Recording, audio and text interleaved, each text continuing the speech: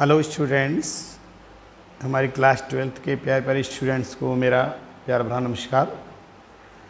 देखिए, हम इस वीडियो में बात करने वाले हैं अ थिंग ऑफ ब्यूटी, जो पोएम हैं, जो हमारी चौथी पोएम आती हैं जॉन कीट्स के द्वारा।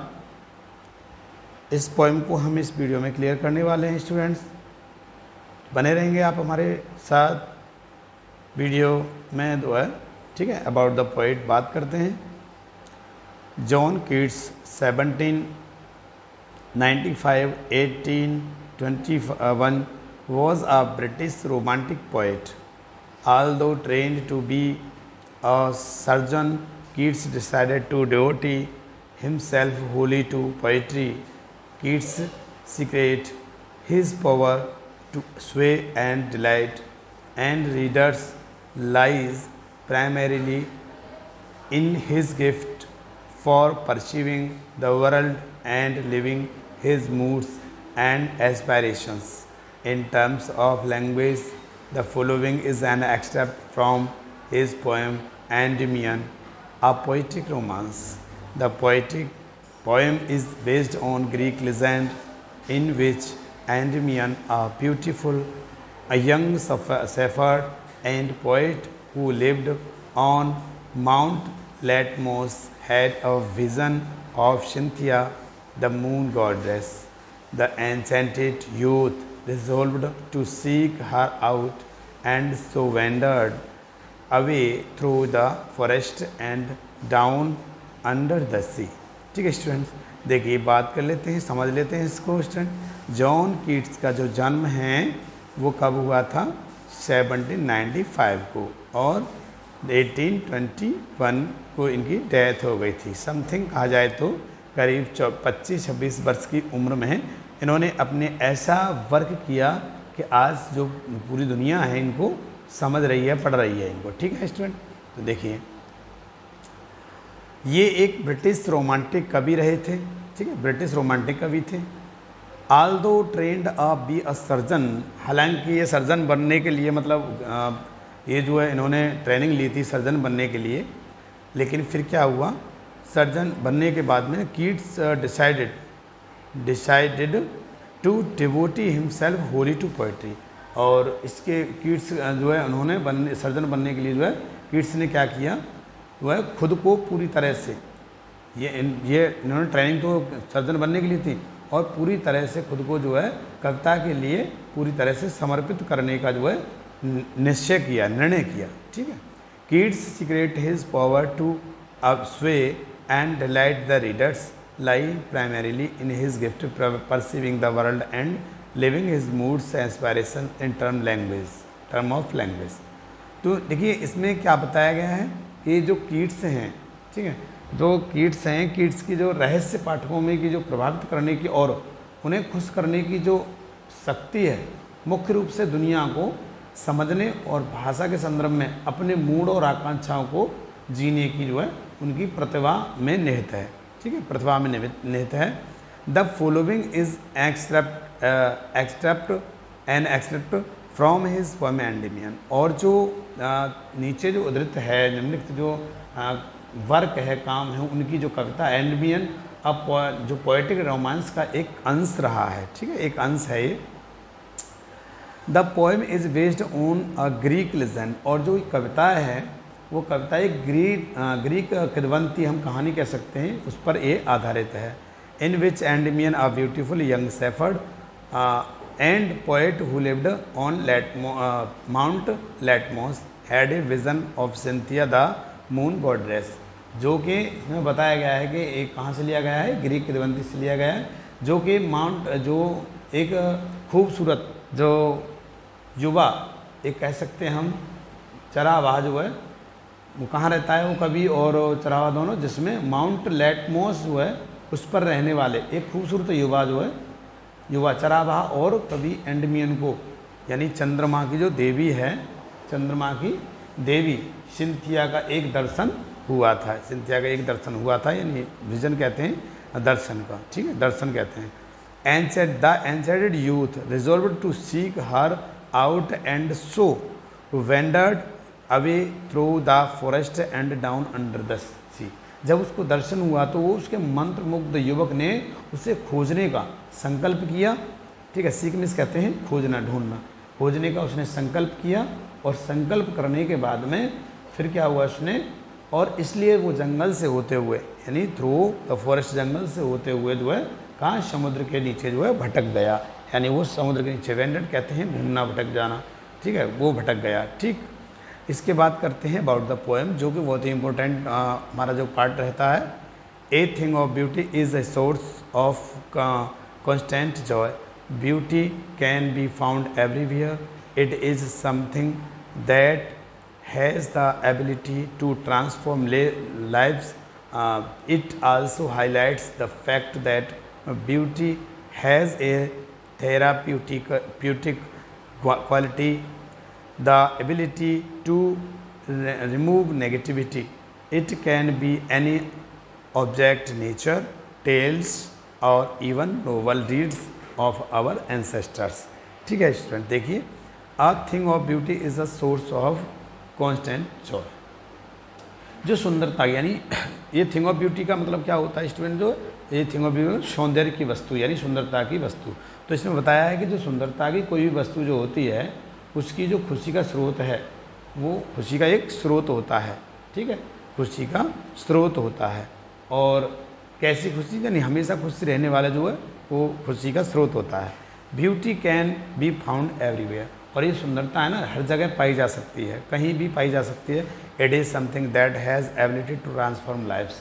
और इसमें जो है यह ऐसी चीज़ होती है जिसमें जीवन को बदलने की जो है क्षमता होती है। एबिलिटी, कैपेसिटी, क्षमता होती है। It also highlights the act that beauty has a therapeutic quality. और यह जो है इस तथ्य पर भी प्रकाश डालते हैं। मतलब हाईलाइट्स का मतलब होता है तथ्य पर प्रकाश डालना। इस तथ्य पर प्रकाश डालता है कि सुंदरता में एक क्या होता है, थेराप्यूटिक, उपचारात्मक जो गुण होता है उसको हम कहते हैं उपचारात्मक गुण होता है, इत्यादि ये सब होते हैं। ठीक है, एबिलिटी टू रिमूव नेगेटिविटी। जहाँ तक कि अगर हम कहें तो यानी इसमें क्या रहता है, यानी ये जो यानी का प्रयोग हुआ है इसलिए यहाँ पर, तो यहाँ पर इसमें क्या होता है, वो क्षमता होती है किसकी, रिमूव नेगेटिविटी, यानी हमारी जो नकारात्मक जो सोच होती है, नकारात्मकता होती है, उसको हटाने की भी क्षमता होती है। It can be any object, nature, tales और even noble deeds of our ancestors. और ये वस्तु जो है, कोई भी वस्तु, जैसे प्रकृति, कहानियाँ, या हमारे जो पूर्वज होते हैं, या हमारे पूर्वज होते हैं, उनके कोई महान कार्य हो सकते हैं। ठीक है स्टूडेंट्स, इसके बाद चलिए पोएम पे बात कर लेते हैं। पोएम का जो पहला स्टेंजा देखिए, a thing of beauty is a joy forever. Its loveliness increase, it will never pass into nothingness, but will keep a bower quiet for us and a sleep full of sweet dreams and health and quiet breathing. यानी a thing of beauty is a joy for ever. जो एक सुंदरता की वस्तु होती है, सौंदर्य की वस्तु होती है, वो सदैव क्या होती है, आनंद देने वाली होती है। ठीक है, its loveliness increases, it never pass into nothingness. और उसका जो प्यारापन है वो हमेशा बढ़ता है, वह कभी भी शून्य की तरफ नहीं जाता, यानी वो घटता नहीं है कभी भी। But will keep a bower quiet for us. और ये हमारे, परंतु हमारे लिए क्या है, एक शांति का स्थान प्रदान करने वाली चीज़ें होती हैं। कौन, thing of beauty. And A sleep full of sweet dream. और ये जो है हमको जो क्या करती है, बहुत ही स्वीट ड्रीम्स का मतलब है मधुर सपने की जो भरी हुई एक नींद है, उसको नींद को हमें नींद प्रदान करती है। और क्या करती है, and health and quite breathing. और स्वास्थ्य भी हमको प्रदान करती है, और वो निश्चल एकदम श्वास हमको प्रदान करती है। ठीक है स्टूडेंट, इसके बाद अगले स्टेंजा को देख लेते हैं। देखिए अगला स्टेंजा है stanza number 2। Therefore on every morrow are we breathing a flowery band to wind us to the earth, spite of despondence of in the inhuman dearth of noble natures, of the gloomy days, of all unhealthy and over darkened ways made for our searching. Yes, in spite of all, some shape of beauty moves away the pall from our dark spirits. तो देखिए there for, इसलिए हम क्या कर रहे हैं, on every मोरो, every मोरो का मतलब होता है टूमोरो, यानी हम क्या कर रहे हैं, कल जो आने वाला कल है उसके लिए हम क्या कर रहे हैं, वी आर ब्रीदिंग, हम बुन रहे हैं, यानी एक बंधन में एक बंधन बना रहे हैं, बुन रहे हैं, a flowery band to bind us to earth, यानी हम जो है आने वाले जो कल के लिए हम स्वयं को इस धरती से बांधने के लिए क्या कर रहे हैं, एक फूलों का जो है बंधन, यानी जो फूलों का बंधन है, जो यादों का जो संग्रह है, हम उसको यहाँ तैयार कर रहे हैं, बना रहे हैं। Spite of despondent of inhuman dearth, और जो हमारे दिन जैसे निराशा वाले दिन होते हैं, डेस्पोंडेंट का मतलब होता है निराशा स्टूडेंट, ठीक है, स्पाइट मतलब के बावजूद, तो हम निराशा के बावजूद भी क्या करते हैं, हम इनह्यूमन डर्थ, जो हमारे श्रेष्ठ आचरण हैं, नोबल नेचर, श्रेष्ठ आचरण of gloomy days, gloomy days का मतलब होता है जो हमारे दुख के दिन होते हैं, उदासी के दिन होते हैं, अवसाद के दिन होते हैं, उन दिनों में भी हम जो है थिंग ऑफ ब्यूटी से अपने आप को जो है बांधे रखने के लिए कोशिश कर रहे हैं।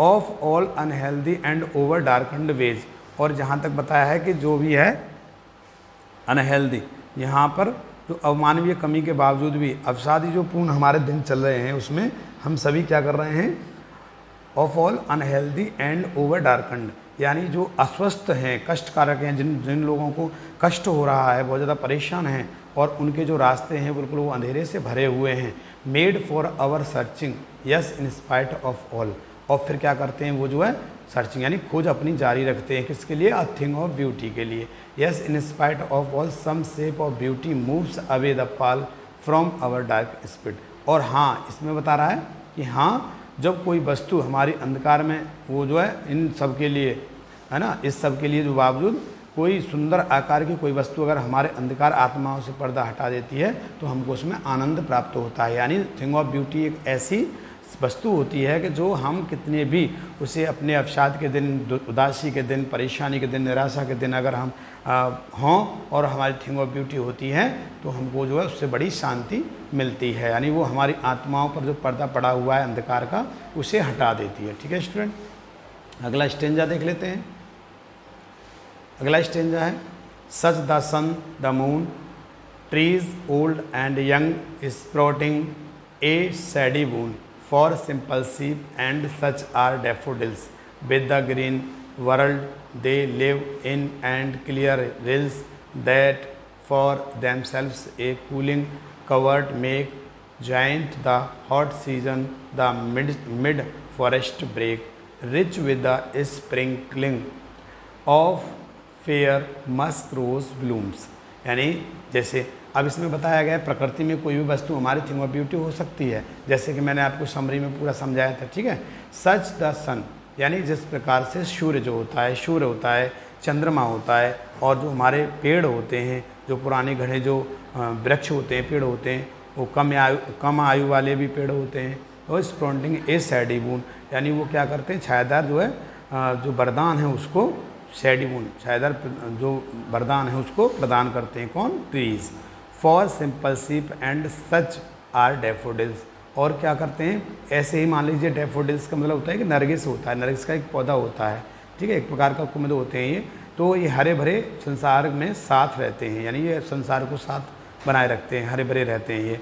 ठीक है, और जो क्या होता है, जैसे इसमें फॉर सिंपल सीप का मतलब होता है जैसे छोटे छोटे जो वृक्ष होते हैं, बड़े वृक्ष होते हैं, तो वो सूर्य को जो है जैसे प्रकाश निकल रहा है तो वो जो है सीप जो है वहाँ आकर के छाया का आनंद लेगी, तो उसके लिए वो थिंग ऑफ ब्यूटी बनेगी। ठीक है स्टूडेंट, इसके बाद with the green world they live in and the clear reels, लेकिन वो क्या कह रहे हैं कि जो हरे भरे संसार में वो साथ रहते हैं, और लिव्स इन क्लियर रिल्स जो छोटी स्वच्छ, रिल्स का मतलब होता है जो नदियाँ, छोटी नदियाँ होती हैं, सरताएँ, छोटी नदियाँ, दैट फॉर दैम सेल्फ से एक कूलिंग कवर्ड मेक, और वो जो क्या करती हैं उनको जो है, जो अपने जो जानवर हैं, जो है अपने हमारी प्रकृति में जो जितने भी रहने वाले जानवरों के लिए तपते जो गर्म मौसम के लिए क्या करते हैं, एक ठंडा भरा आश्रय भी प्रदान करते हैं, ठंडा भरा आश्रय प्रदान करते हैं।